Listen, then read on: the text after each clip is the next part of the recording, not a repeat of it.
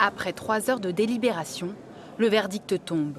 Pour Magda, la petite amie de Joachim au moment des faits, le procès est une nouvelle étape dans le processus du deuil. J'attendais rien de particulier de ce procès. Il me fallait y être et je trouvais normal d'y être, de pouvoir témoigner et de pouvoir être un soutien pour la famille. Et on a beaucoup pensé à lui. Moi, j'ai beaucoup pensé à lui et j'y pense encore tous les jours de toute façon. L'enjeu du procès, comprendre si oui ou non il y avait préméditation. La réponse des jurés est oui. Un verdict lourd pour l'avocat de la partie civile, 25 ans de réclusion criminelle avec 2/3 de peine de sûreté. Ceux qui portent la sûreté à 16 ans et 4 mois. Je vous rappelle quand même que sur une réclusion criminelle à perpétuité, la sûreté est à 18 ans. Donc nous sommes quasiment au maximum de ce qui est possible. Donc une peine lourde, une peine aussi humaine. Je crois que vraiment les débats ont éclairé sur le risque majeur de récidive.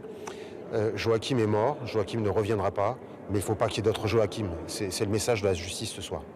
Ce matin, lors de la plaidoirie, les avocats de la défense ont tenté d'expliquer aux jurés que Mohamed Guendouzi, alcoolisé, ne pouvait pas savoir où se trouvait Joachim Tougeron et qu'il n'était pas en mesure de réfléchir.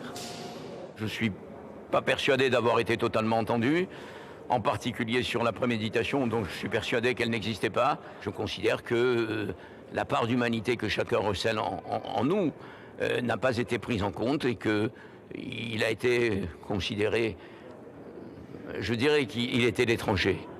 Mohamed Guendouzi a 10 jours pour faire appel du verdict.